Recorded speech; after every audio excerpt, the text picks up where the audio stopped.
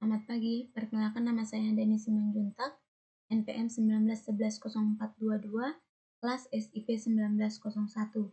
Di sini saya akan mempresentasikan mata kuliah Sistem Informasi yang dibawakan oleh dosen kami Pak Abdul Sani Sendiri, yaitu materinya tentang sistem. Pengertian sistem. Sistem dapat ditelusuri dari sisi katanya, asal sisi katanya, yakni dari bahasa Inggris yang disebut sebagai sistem. Seluruh kamus bahasa Inggris dan bahasa Indonesia menerjemahkan kata sistem sebagai susunan. Misalnya yang terdapat dalam kata sistem syaraf, berarti susunan syaraf, sistem jaringan berarti susunan jaringan. Sistem secara sederhana didefinisikan sebagai himpunan dari sekelompok elemen-elemen yang mempunyai keterkaitan dan keterhubungan satu sama lainnya, dan semuanya itu membentuk suatu kesatuan yang utuh. Menurut M. Sleut 2001, memberi batasan sistem sebagai sekelompok elemen yang terintegrasi dengan maksud yang sama untuk mencapai suatu tujuan. Batasan sistem tersebut sesuai untuk suatu organisasi atau perusahaan maupun suatu bidang fungsional tertentu, organisasi yang terdiri dari sejumlah sumber daya, dan sumber daya tersebut bekerja sama dengan tercapainya suatu tujuan tertentu yang ditentukan oleh pemilik atau level manajemen atau pimpinan. Lanjut, menurut Marimit et al. 2006, mendefinisikan sistem sebagai suatu kesatuan usaha yang terdiri dari bagian-bagian yang berkaitan satu sama lain yang berusaha untuk mencapai suatu tujuan dalam suatu lingkungan yang kompleks. Pengertian tersebut mencerminkan adanya beberapa bagian dan hubungan antar bagian yang menunjukkan kompleksitas dari sistem yang meliputi kerjasama antara bagian independen satu sama lain. Mengacu pada definisi atau pengertian sistem menurut yang telah diuraikan, dapat dinyatakan bahwa sistem sebagai gugus dari elemen-elemen yang saling berinteraksi secara teratur. Interaksi tersebut adalah dalam rangka mencapai suatu tujuan atau subtujuan. Sistem juga terdiri dari berbagai macam, antara lain yang pertama, yaitu sistem terbuka, yang kedua yaitu sistem tertutup, yang ketiga adalah sistem umpan balik atau feedback. Berdasarkan definisi tersebut, kita dapat memahami bahwa suatu dapat dinyatakan sebagai sistem apabila memenuhi syarat-syarat sebagai berikut. Yang pertama, sistem harus dibentuk untuk menyelesaikan tujuan. Yang kedua, elemen sistem harus mempunyai rancangan yang ditetapkan. Yang ketiga, adanya unsur hubungan di antara elemen sistem. Yang keempat, unsur dasar dari proses, yaitu alur informasi, energi, dan material, lebih penting daripada elemen sistem. Yang kelima, tujuan organisasi lebih penting daripada tujuan elemen. Pada prinsipnya, sistem terdiri dari komponen-komponen atau fungsi utama sebagai berikut. Yang pertama ada masukan atau sering juga disebut dengan input, mencakup elemen-elemen yang bertugas dalam pemasukan entry ke dalam sistem untuk diproses lebih lanjut. Misalnya, bahan mentah, energi, data, dan upaya-upaya orang yang dibutuhkan untuk diproses lebih lanjut. Yang kedua ada yang disebut dengan pemrosesan atau transformasi atau disebut dengan processing, melibatkan proses transformasi yang mengkonversi atau mengubah masukan menjadi keluaran di dalam sistem. Misalnya, proses pengolahan bahan baku yang mengubah masukan menjadi keluaran di dalam sistem. Misalnya, proses pengolahan bahan baku dalam suatu industri manufaktur, proses pernafasan manusia, perhitungan-perhitungan data, dan lain-lain. Yang ketiga ada keluaran atau output, mencakup elemen-elemen hasil transformasi melalui berbagai pengolahan yang ada dalam sistem sebagaimana yang dikehendaki. Misalnya berbagai produk susu olahan, pelayanan, hasil perhitungan tertentu. Pada prinsipnya, fungsi kendali sistem dapat dilakukan dengan 5 cara. Yang pertama, mendeteksi umpan balik dengan suatu alat pendeteksi. Yang kedua, mengukur ukuran, kuantitas, arah, atau intensitas dari umpan balik. Yang ketiga, membandingkan hasil sistem dengan standar kinerja yang tepat. Yang keempat, menyampaikan sinyal kendali untuk melakukan tindak koreksi ataupun perubahan terhadap komponen sistem lainnya. Yang kelima, memelihara kondisi sistem tetap bagaimana yang dikehendaki. Yang pertama ada subsistem dan suprasistem serta keterkaitannya di dalam sistem. Sistem bukanlah sesuatu yang berdiri sendiri, namun berada di lingkungan yang lain juga memiliki sistem lain. Suatu sistem juga memiliki bagian-bagiannya yang disebut dengan subsistem.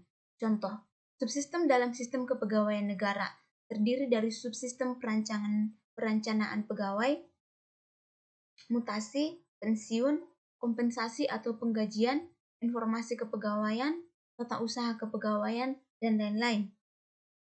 Bagi suatu sistem, bagian lain di luarnya disebut dengan lingkungan. Istilah lain yang paralel untuk mendeskripsikan hal tersebut adalah suprasistem, di mana sistem merupakan bagian dari sistem yang lebih besar. Contohnya adalah, kepegawaian daerah adalah suatu sistem, tapi ia juga merupakan bagian dari sistem yang lebih besar, yakni kepegawaian negara. Kepegawaian negara merupakan suprasistem dari kepegawaian daerah dan juga merupakan subsistem dari pemerintahan nasional. Masing-masing subsistem dan suprasistem haruslah selalu dapat berhubungan dan berinteraksi melalui komunikasi yang relevan sehingga sistem dapat bekerja secara efektif dan efisien.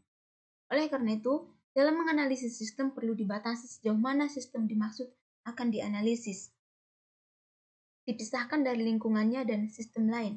Batas tersebut disebut sebagai batas sistem atau sistem boundary. Beberapa sistem yang ada dalam lingkungan yang sama dapat saling berhubungan atau mempunyai batas yang saling berkaitan, yang disebut dengan interface atau penghubung. Klasifikasi sistem. Dari berbagai sudut pandang, sistem dapat diklasifikasikan sebagai berikut. Yang pertama ada A, sistem alamiah atau natural system. Dalam sistem buatan manusia atau human-made system, sistem alamiah, sistem terjadi karena proses alam dan tidak terdapat campur tangan manusia. Adapun sistem buatan manusia dirancang dan diciptakan oleh manusia. Contohnya adalah dari sistem alamiah yaitu sistem rotasi bumi, sistem tata surya, dan lain-lain. Sedangkan sistem buatan misalnya sistem pengendalian air, sistem tata kota, dan sebagainya.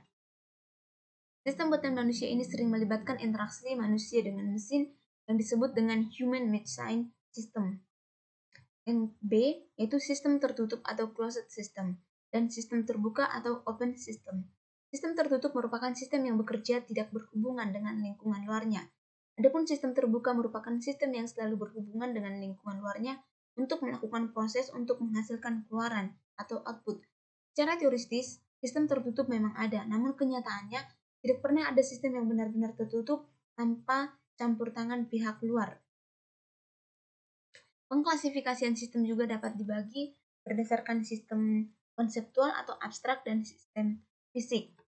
Secara garis besar, kedua sistem dapat dijelaskan sebagai berikut ini. Yang pertama, sistem konseptual atau abstrak, konseptual atau abstrak sistem. Sistem yang dibentuk akibat terselenggaranya ketergantungan ide dan tidak dapat diidentifikasikan secara nyata, tetapi dapat diuraikan elemennya. Contoh sistem yang bersifat konseptual adalah sistem sosial, sistem ekonomi, dan sistem teologi. Contohnya seperti hubungan antara manusia dengan Tuhan. Yang kedua yaitu ada yang disebut dengan sistem fisik atau physical system. Kumpulan elemen-elemen atau unsur-unsur yang saling berinteraksi satu sama lainnya secara fisik serta dapat diidentifikasikan secara nyata tujuannya. Contoh sistem yang bersifat fisik yaitu yang pertama ada sistem tata surya, sistem biologis tubuh manusia, sistem pengolahan minyak, sistem komputer. Sedangkan yang B yaitu sistem transportasi dengan elemen-elemennya meliputi petugas, mesin, dan organisasi yang menjalankan transportasi. C. Sistem komputer. Dengan elemen-elemennya meliputi peralatan yang berfungsi bersama-sama untuk menjalankan pengolahan data. Selain pembagian sistem sebagaimana yang telah dikemukakan sebelumnya, sistem juga dapat dilakukan diklasifikasikan sebagai berikut.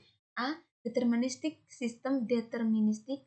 Sistem ini merupakan sistem yang dimana operasi-operasi atau masukan atau keluaran yang terjadi di dalamnya dapat ditentukan atau diketahui dengan pasti. Contohnya, program komputer melaksanakan secara tepat sesuai dengan rangkaian instruksinya. Yang kedua yaitu sistem penggajian. B. Probabilistic system. Sistem di mana masukan dan prosesnya dapat diidentifikasikan, tapi keluaran yang dihasilkan tidak dapat ditentukan dengan pasti.